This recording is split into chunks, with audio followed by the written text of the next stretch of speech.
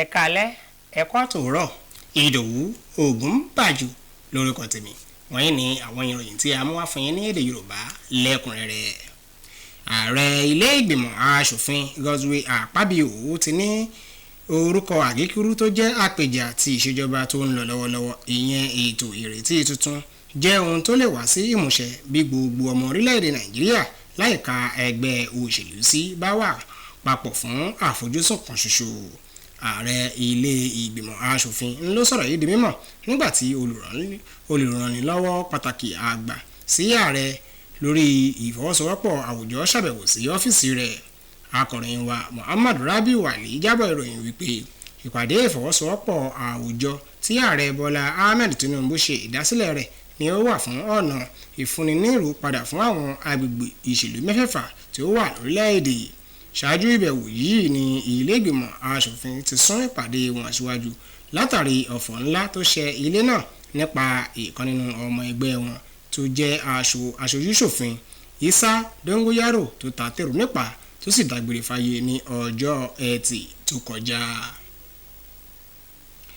Ilé ìgbìmọ̀ aṣojúṣòfin ilẹ̀ Nàìjíríà ló ti sún ìpàdé wọn síwájú ní ọjọ́ Ìṣẹ́gun Tuesday láti fi bu ọlá fún ìkan nínú ọmọ ẹgbẹ́ wọn tó dágbére fáyé, ìyẹn Isa Dongoyaro, lẹ́ni tó dolóògbé ní ọjọ́ Ẹtì Friday lẹ́yìn àìsàn ráńpẹ́. Kó tó di ọjọ́ ìpapòdà rẹ̀, Isa Dongoyaro jẹ́ ọmọ ẹgbẹ́ aṣojúṣòfin tó ń ṣojú ẹ̀ka ẹkùn Babura Gaki ní ìpínlẹ̀ Jigawa. Ó tún jẹ́ igbákejì alága lórí ìgbìmọ̀ tí wọ́n gbé kalẹ̀ lórí ọ̀rọ̀ àrùn kògbóògùn HIV àti AIDS, àrùn ikọ́ọ̀fì àti ìṣẹ́gun lẹ́yìn àrùn ibà. Nínú ìbànújẹ́ gbáà ni àwọn aṣòfin yìí wà nígbà tí wọ́n pàdé, léyìí tí abẹnugan ilé ìgbìmọ̀ aṣojúṣòfin Tajudeen Abbas sì sún ìpàdé náà síwájú tó sì kéde ọjọ́ kan fún ìbánikẹ́dùn olóògbé yìí, léyìí tó sì wà ní àṣà àti ìṣe ilé ìgbìmọ̀ nígbàkúùgbà tí ọmọ ẹgbẹ́ bá ta tèrò nípa. Àwọn aṣòfin tí ó fi mọ́ àwọn mọ̀lẹ́bí olóògbé yìí tí wọ́n jọ wà nínú ilé yìí ni wọ́n jọ dìde tí wọ́n sì dákẹ́ ìṣẹ́jú kan fún ẹni tó dágbére fáyé. Wednesday ọjọ́rú ọjọ́ 15 oṣù karùn-ún ọdún 2024 ní ilé náà yóò tún pàdé.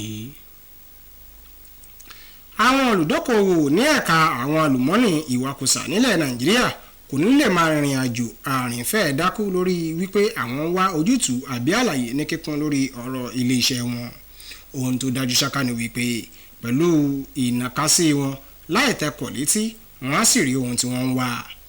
Eléyìí ni ohun ìsọdòtítọ́ tí alákòóso fún ọ̀rọ̀ ohun àlùmọ́nì tó wà ní abẹ́lẹ̀ ìwakùsà àti ìdàgbàsókè ń ṣe ìfilọ́lẹ̀ Nigeria Minerals Resources Decision Support Software, ìyẹn ìlànà ìtẹ̀lé ohun èlò ìrìnsẹ́ fún àwọn ọmọ orílẹ̀-èdè Nàìjíríà tó ń ṣiṣẹ́ ohun àlùmọ́nì, léyìí tó wáyé nílùú Àbújá. Akọ̀ròyìn wa mi Ògèdè lóníròyìn tó bá wọn wà níbẹ̀ tó sì jábọ̀ ohun tó ṣẹlẹ̀ lọ́hùn. Kó tó di pé a máa tẹ̀síwájú nínú àwọn ìròyìn wa, ẹ jẹ́ kí adé òkè lọ́hùn fún ìpolówó ọjà. Polongo ẹ̀yin onílé iṣẹ́ ńláńláńlá àti kéréje ẹ̀yin ìyálọ́jà àti bàbálọ́jà, àsìkò ti tó láti mú ìmúgbòrò bá ọrọ̀ ajé yín. ẹ̀yin oníjọsìn káàkiri, oníṣẹ́ ọwọ́, oníṣòwò, ẹ wá ṣe ìpolówó ọjà yín nílé iṣẹ́ NTA Ìjẹ̀bú Òde alárágbà yìí dá. Channel 63 àtúnwà lórí StarTimes Channel 103. bẹ́ẹ̀ náà ni ẹ̀rọ ayélujára káàkiri.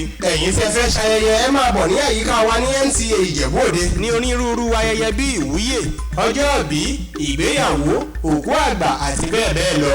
ẹ tún lè kàn sí ẹ̀ka ìpolówó ọjà wa ní NTA Ìjẹ̀bú Òde àbí kí ẹ pè sórí àwọn nọ́mbà wọ̀nyí: 081 37 23 06 26 tàbí 080 28 29 23 30.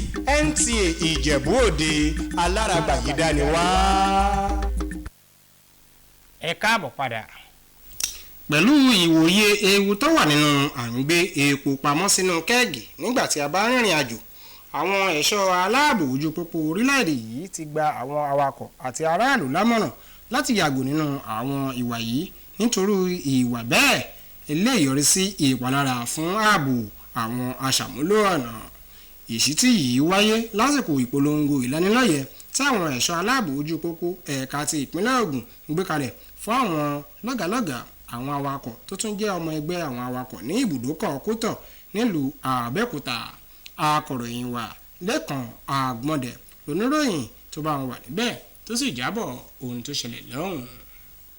Níbi ni a ti máa mẹ́nu dúró fún ti ìròyìn wa fún talẹ́ tòní. Ẹ má gbàgbé àti tẹ̀lé wa ní ojú òpó wa Facebook NTA Ìjẹ̀bú-Òde àti lórí YouTube. Ìdòwú Ògúnbàjò lórúkọ tèmi. Ó dàárọ̀.